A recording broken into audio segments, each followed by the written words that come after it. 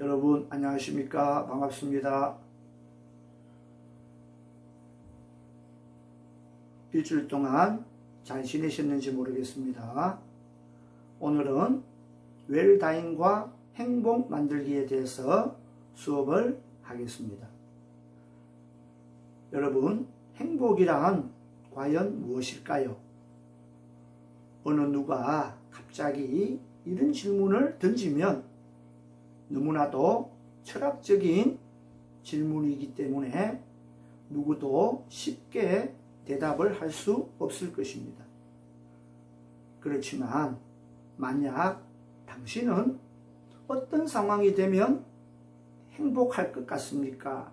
라고 물어본다면 누구든지 쉽게 대답을 할 수 있을 것이라고 생각됩니다. 행복의 기준은 사람마다 모두 다 다를 것입니다. 하지만 나에게 행복한 상황이란 경제적인 면이나 물질적인 면을 빼놓고는 절대 행복이라는 감정은 느낄 수가 없는 것입니다. 그리고 남들과 비교해서 조금 더 우위에 있을 때 나는 조금 더 행복할 것 같다는 막연한 기대감이 있습니다. 자본주의 사회에서는 돈은 절대적인 행복의 기준은 아니겠지만 행복의 필수 요건 중 하나라는 것은 어느 누구도 반대하지 않을 것입니다. 여러분, 행복이란 자신을 다른 사람과 비교하지 말고 자신의 행복이 오직 미래에만 있고 현재 본인 주위에 가까이에 있다는 것을 알아야 할 것입니다. 자신이 좋아하는 일을 하면서 좋아하는 사람과 함께 있는 것만으로도 행복할 것입니다. 그럼 이번에는 행복의 조건에 대해서 알아보겠습니다. 행복의 조건은 무엇일까요? 어느 날 무한의 세계를 살아가는 우리는 무엇을 많이 가지고 있으면서도 만족할 줄을 모릅니다. 이것이 현대인들의 공통된 병입니다. 그래서 행복을 추구하기 위해서는 늘 목이 마른 상태에 있는 것입니다. 겉으로는 큰 집에 살고 잘 사는 것 같아도 정신적으로는 초라하고 궁핍한 사람도 있습니다. 우리는 크고 많은 것만을 원하기 때문에 작은 것이나 또는 적은 것에서 오는 기쁨, 아름다움, 사랑스러움을 잃어버리고 생활하는 분들이 많이 있을 것입니다. 우리는 커피숍에서 향기로운 차 한 잔으로 행복을 느낄 때도 있고 때로는 산길을 지나다가 무심코 한 송이 꽃 앞에서도 얼마든지 행복을 느낄 수가 있습니다. 때로는 친구로부터 들려오는 목소리, 전화 한 통화로도 행복해질 수가 있다는 것입니다.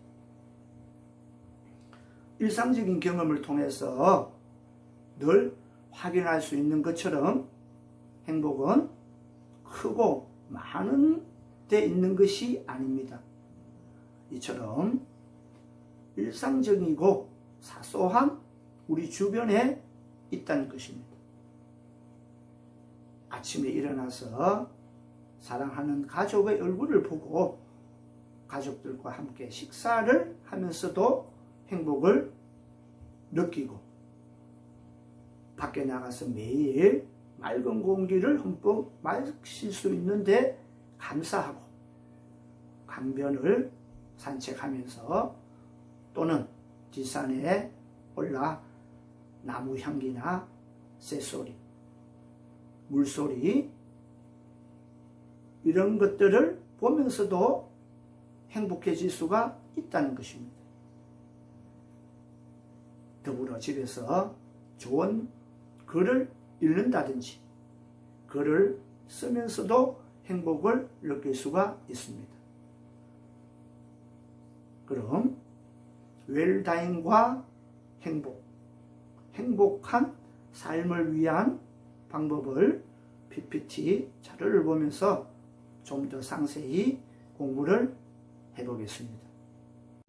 PPT 자료를 통해서 웰다잉과 행복 만들기에 대해서 공부를 했습니다. 여러분, 행복의 조건은 여러 가지가 많이 있었습니다. 많은 사람들이 행복해지기 위해서 노력도 하고 있습니다.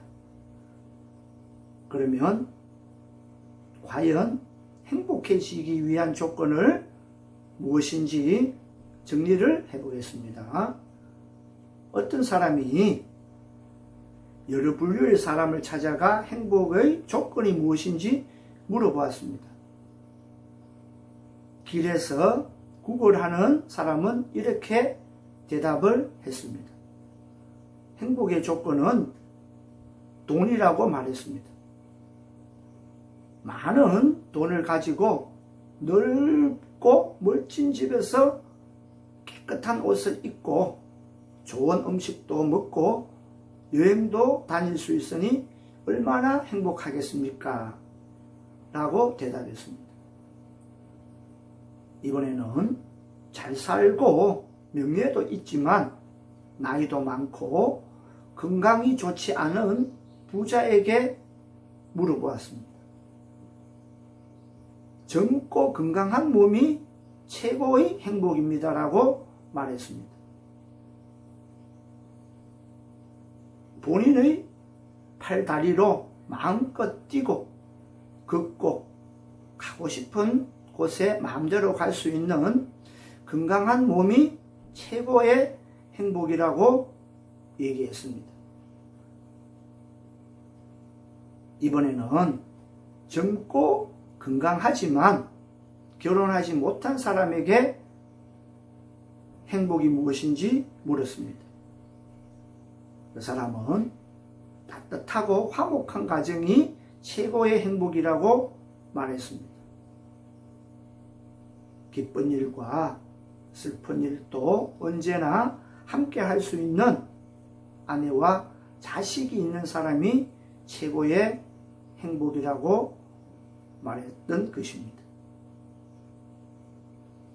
이렇게 세 분류의 사람을 만난 그분은 행복의 조건이 무엇인지 깨달았습니다.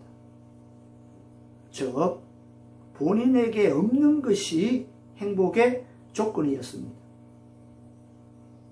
여러분, 이미 여러분들께서는 당연시하는 행복의 조건이 다른 누군가가 간절히 원하는 행복의 조건이 될 수도 있다는 것입니다.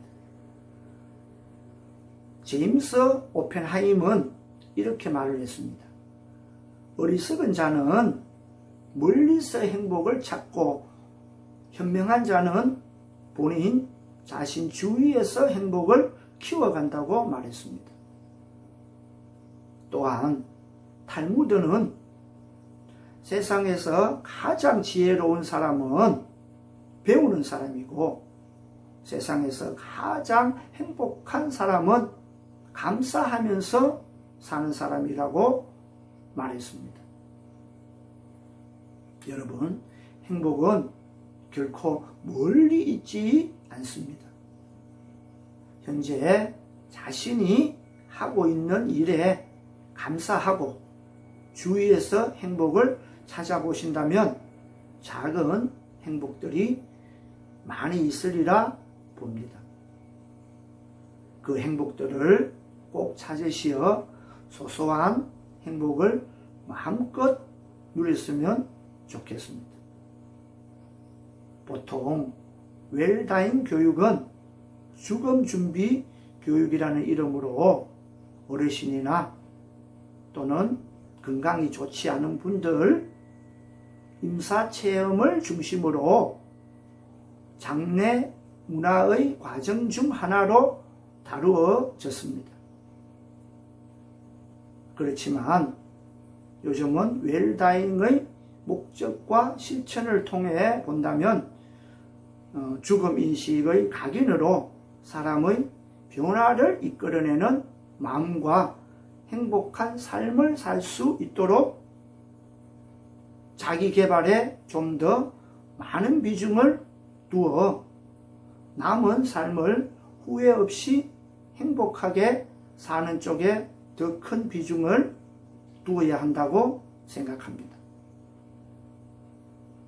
헬렌 켈러는 사람들이 맹인으로 태어난 것보다 더 불행한 것이 무엇이냐고 물어보자 시력은 있지만 인생의 꿈이 없는 것이 더 큰 불행이라고 대답했습니다. 우리는 살아있다는 것은 꿈과 희망을 가지고 살아가야 큰 의미가 있는 것입니다. 그것이 곧 의미 있고 후회 없는 삶이고 후회 없는 죽음으로 가는 길이라고 생각합니다. 이번 웰다잉 교육의 이해와 실제 과목을 공부하면서 삶과 죽음에 대한 올바른 방향을 제시하고자 노력하였습니다. 앞으로 웰다잉이라는 과목이 학문으로 자리 잡기를 기대해 보면서 그동안 제 강의를 경청해 주셔서 진심으로 감사드립니다. 안녕히 계십시오.